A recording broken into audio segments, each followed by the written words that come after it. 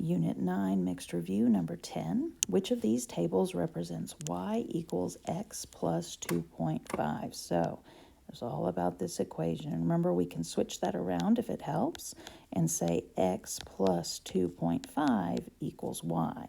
So we're going to take the x number, add 2.5, and get the y number.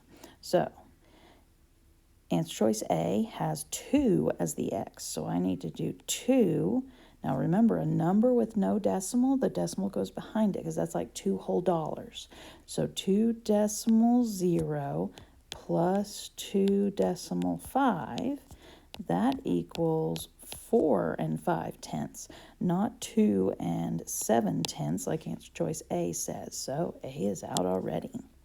Now I'm going to go ahead and check the other answer choices to see if any of the rest of them have a 2, which answer choice C does, and it has the correct answer. So C's looking good. Okay, well, I'm going to go on, and I noticed that 4 is in both answer choice B and C, so I'm going to check that one next. So 4, or 4.0, plus 2.5 is going to be 6.5. So B looks good. So does C.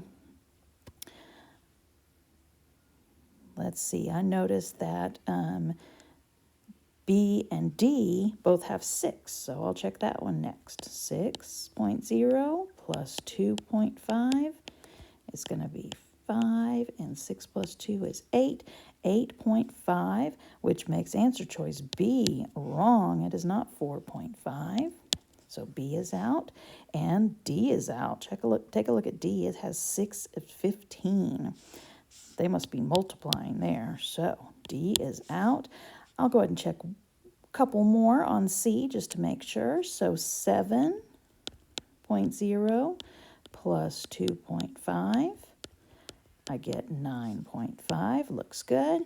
And last one, 9.0 plus 2.5 is 11 and 5/10. And so C is 100% correct.